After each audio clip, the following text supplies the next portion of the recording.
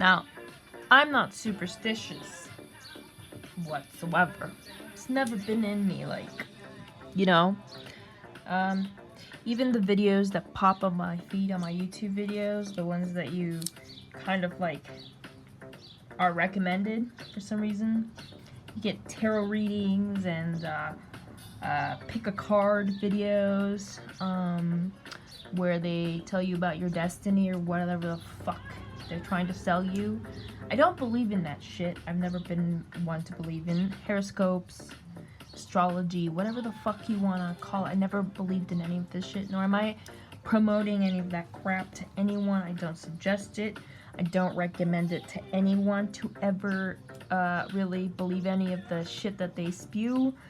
I'm very much mechanical, right? I like my mechanical world. I like to go by what looks safe to me, what is logical to me. I don't go by anybody's spiel on what they believe to be the truth. I know the truth. If they want to believe what they want to believe, let them fucking believe what they want to believe. But I'm gonna set boundaries. I'm gonna say, like, this is the truth, and if you'd like to disagree with me, that's fine, but fuck off, you know? Just go fuck off.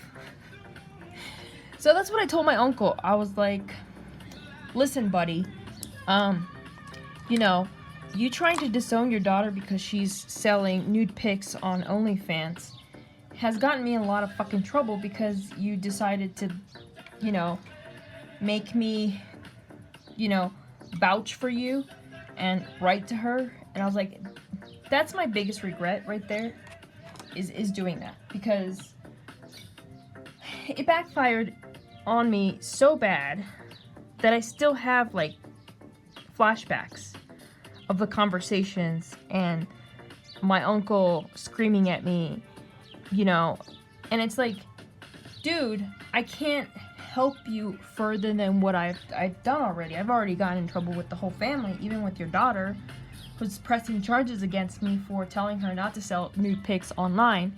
It's her body, it's her choice. I can't tell people what to do with their bodies. That's, like, not my problem, my issue. That's your issue because you want to disown her for selling nude pics on OnlyFans. So I was like, no, that is the threshold.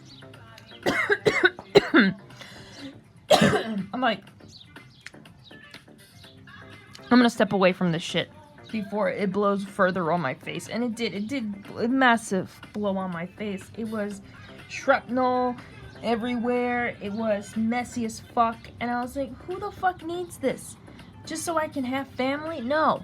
I know I'm needy and I'm an orphan and I want family, but it doesn't come at a really, really high price where I'm just like, you're screaming at me because your daughter's not doing what you want her to do.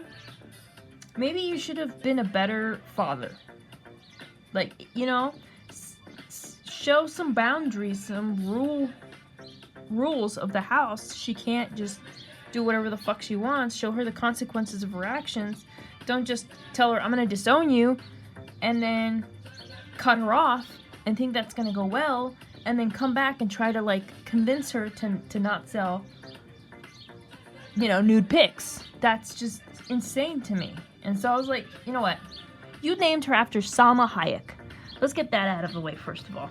You named her after Salma Hayek. Her name is Salma. And you named her because you pushed this idea that she was so beautiful that she could get anything she wanted because of her beauty. So who is to blame here? Is clearly it's you. So I was just like, we got in a big fight over that. Yes, he no longer talks to me. That's fine, because I don't need people that have fucked up too extensively in their lives to be blaming me for shit, calling me Satan spawn, okay? Because when my father said some heinous things about the Twin Towers falling down on 9/11 after I came from school from the 4th grade, he did nothing. I looked at him with you know, tears in my eyes, and my uncle's like, do you hear this Taliban traitor? Are you hearing this Muslim sympathizer? And he's just like, don't look at me. This is your father. this is the type of man that your mother decided to sleep with. I was like, I was crying. I was in the 4th grade. I was crying my balls out because, like, we all got sent home from school. It was a very traumatic event. It was just like, you know, and then my dad decided to be like, they deserve that shit. I was like, dude, this is America. Like, everybody in my class was affected by this. Like those are the kids, my friends' parents that got killed. What the fuck? What is this monster that I'm, you know, unfolding before my eyes, right? And my uncle did nothing. My uncle didn't say nothing. My uncle didn't even bat an eye at him, didn't even be like, hey, that's kind of fucked up to say. Nothing. He just let that shit slide. And then I was like, aren't you supposed to be like the protector or some shit? Aren't you supposed to defend people? And like, when men stop being men and starting to stop having Mexican standoffs and beating the shit out of people that need to have their shit beaten out of, that's when it's like, you know what? You decide to not be a man, you get to die a traitor's death, is all I'm saying.